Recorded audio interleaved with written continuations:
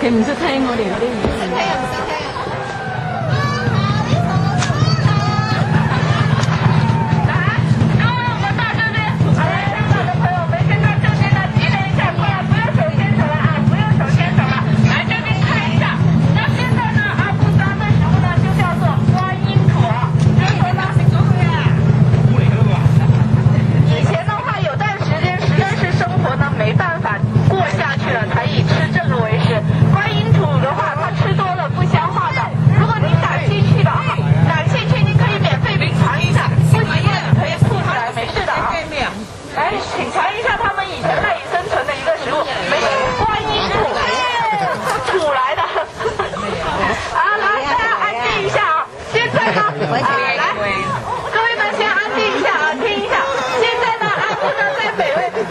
見到買嘢人咧，見到。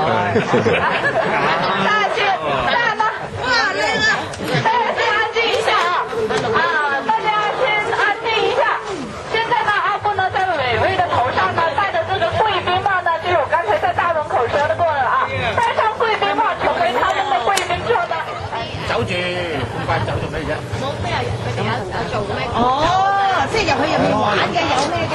係，同埋佢哋咧，其他人同埋佢哋呢度部落嘅大王咧，就都去影相啊，同埋呢啲呢啲好組人咧影相就唔使錢。唔計啊，唔計啊。你做咩？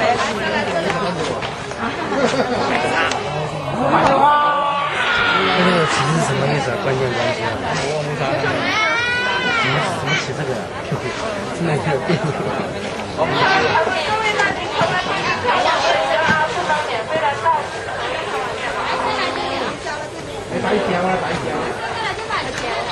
成為貴賓之後，可以免費的參加。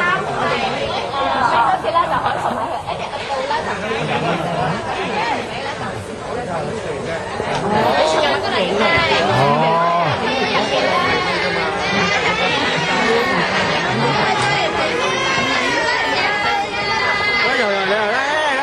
我哋都係野人嚟㗎，我哋都係野人嚟嘅。